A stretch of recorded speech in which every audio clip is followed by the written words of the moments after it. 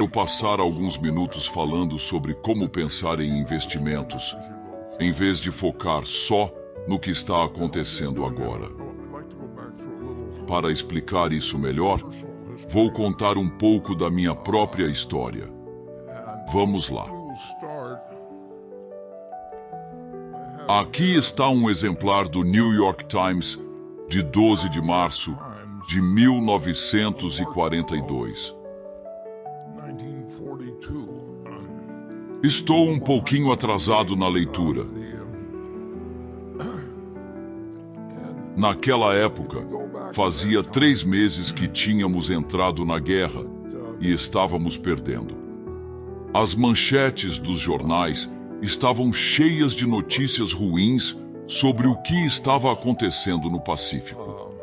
Eu separei algumas das manchetes dos dias anteriores a 11 de março, que foi um dia importante para mim. Vocês podem ver essas manchetes agora.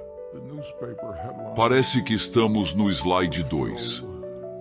Estávamos em grandes apuros no Pacífico. Alguns meses depois, as Filipinas também seriam tomadas. Mas as notícias já eram ruins. Vamos para o slide 3, de 9 de março. Espero que consigam ler as manchetes. O jornal custava 3 centavos. Só para constar. Agora, vamos ver o slide de 10 de março. Sempre que uso essa tecnologia moderna de slides, gosto de conferir se estou vendo a mesma coisa que vocês. Então, em 10 de março, mais uma vez as notícias não eram boas. Caminho livre para a Austrália. O mercado de ações refletia isso. Eu estava acompanhando uma ação chamada City Service Preferred, que no ano anterior tinha sido vendida por $84. Em janeiro, 2 meses antes, ela foi vendida por $55. E agora, em 10 de março, tinha caído para $40. Naquela noite, apesar das manchetes, falei para o meu pai. Acho que é hora de agir. E pedi que ele comprasse 3 ações da City Service Preferred no dia seguinte. E esse era todo o dinheiro que eu tinha juntado nos últimos 5 anos, mais ou menos. Na manhã seguinte, meu pai comprou as 3 ações. Vamos ver o que aconteceu no dia seguinte. Próximo slide, por favor. E olha, não foi um bom dia. O índice Dow Jones Industrial caiu abaixo dos 100 pontos. Ele caiu 2,28%, como vocês podem ver. Isso seria como uma queda de 500 pontos nos dias de hoje. Eu estava na escola, tentando entender o que estava acontecendo. Claro. Só para constar, vocês podem ver que, do lado esquerdo do gráfico, o New York Times colocou o Dow Jones abaixo de todas as médias que eles calculavam. Eles tinham suas próprias médias, que desapareceram com o tempo. Mas o Dow Jones continuou. No dia seguinte, vamos ao próximo slide, vocês verão o que aconteceu. A ação estava a 39.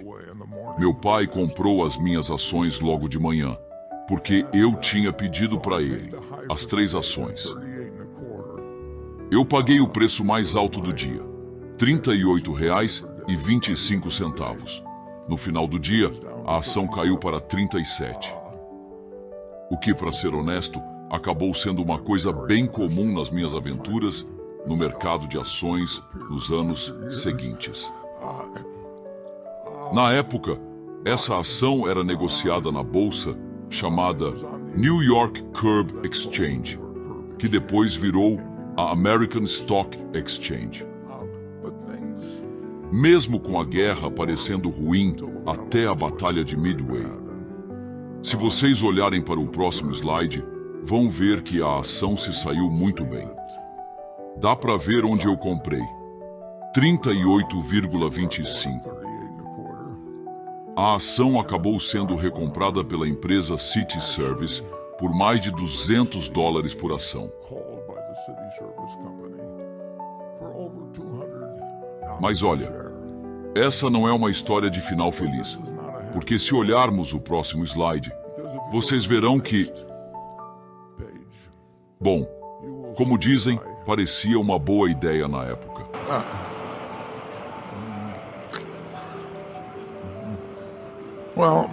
Eu vendi as ações.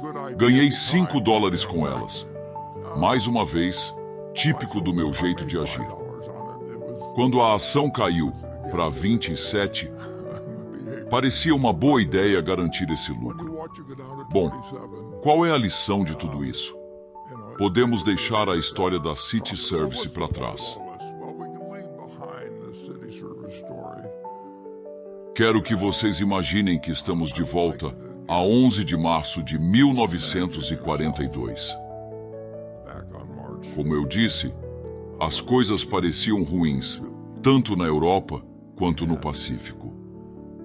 Mas todo mundo neste país sabia que os Estados Unidos iriam vencer a guerra. Fomos pegos de surpresa, mas íamos vencer. Sabíamos que o sistema americano funcionava bem desde 1776. Então, se vocês olharem para o próximo slide, quero que imaginem que, naquele momento, vocês investiram $10 mil e colocaram esse dinheiro em um fundo de índice. Não tínhamos fundos de índice na época, mas basicamente vocês compraram o S&P 500. Agora, pensem por um momento e não mudem o slide ainda. Quero que imaginem quanto esses $10 mil valeriam hoje se vocês tivessem uma ideia simples. Como se estivessem comprando uma fazenda para manter a vida toda, dependendo da produção dela. Vocês olhariam para o que a fazenda produz para decidir se foi um bom investimento. O mesmo vale para um prédio de apartamentos, se vocês comprassem para manter por toda a vida. Mas, em vez disso, vocês decidiram investir os $10 mil. Manter a participação em empresas americanas, sem nunca olhar outra cotação, sem ouvir conselhos de ninguém. Quero que pensem em quanto dinheiro teriam hoje.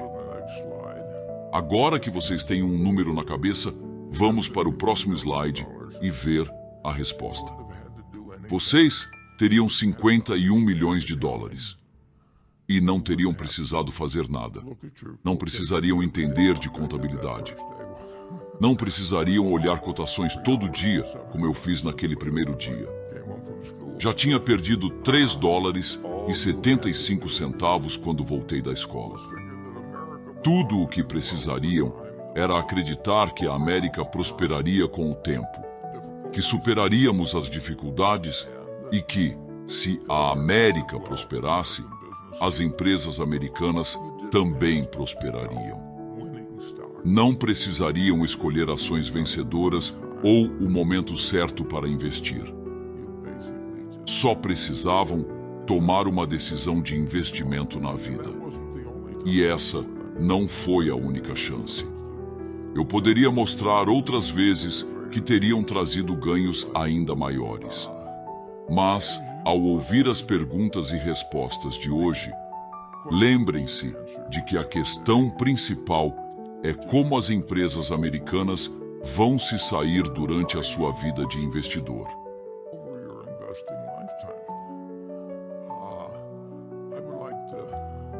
Gostaria de fazer mais um comentário porque acho que é interessante. Digamos que você pegou aqueles $10 mil e ouviu os pessimistas, as pessoas que sempre falam que tudo vai dar errado, E você vai ouvir isso ao longo da vida. E, em vez de investir em ações, decidiu usar os US$10.000 para comprar ouro. Com esse dinheiro, você teria conseguido comprar cerca de 300 onças de ouro. Enquanto as empresas estavam reinvestindo em novas fábricas e novas invenções surgiam, você iria até o seu cofre todos os anos e encontraria suas 300 onças de ouro lá. Você poderia olhar para elas, segurar, fazer o que quisesse, mas elas não produziriam nada. Nunca produziriam nada. E o que você teria hoje? As mesmas 300 onças de ouro que tinha em março de 1942. Pique. E elas valeriam aproximadamente US$400.000. Ou seja, se você escolheu um ativo que não gera nada, como o ouro, em vez de um que realmente gera dinheiro, reinveste e paga dividendos, você teria agora um valor que é mais de 100 vezes menor do que teria com um investimento produtivo. Em outras palavras, para cada dólar que você ganhou investindo em empresas americanas, teria menos de 1 centavo se tivesse investido em algo como ouro, que as pessoas dizem para você correr toda vez que ficam assustadas com as notícias. É impressionante que neste país tivemos a melhor condição para investir que se pode imaginar. Para um investidor, é praticamente impossível falhar, a menos que você compre a ação errada ou fique nervoso na hora errada. Mas, se você comprou um pouco de todas as grandes empresas americanas e investiu seu dinheiro consistentemente ao longo dos anos, não há comparação com ter algo que não produz nada. Sinceramente, não dá nem para comparar com tentar comprar e vender ações o tempo todo, ou pagar consultores de investimento. Se você tivesse seguido o meu conselho, aliás, esse conselho de retrospectiva, que é sempre fácil de dar, se tivesse seguido, teria um problema. Seu corretor de ações provavelmente teria morrido de fome. Você até poderia ir ao funeral para mostrar seu respeito, mas a verdade é que teria tido um resultado muito melhor do que a maioria dos profissionais de investimento e pessoas que tentam ser ativas no mercado. É muito difícil ficar entrando e saindo de investimentos e conseguir superar o que pode ser alcançado com uma abordagem mais tranquila. E você não precisa entender tanto de contabilidade, ou de termos do mercado de ações, ou sobre o que o Fed vai fazer na próxima vez, se vai aumentar a taxa de juros 2, 3 ou 4 vezes. Nada disso importa realmente em uma vida de investimento. O que importa é ter uma filosofia em que você acredita. Entender por que está investindo e não se arriscar com coisas que você não conhece.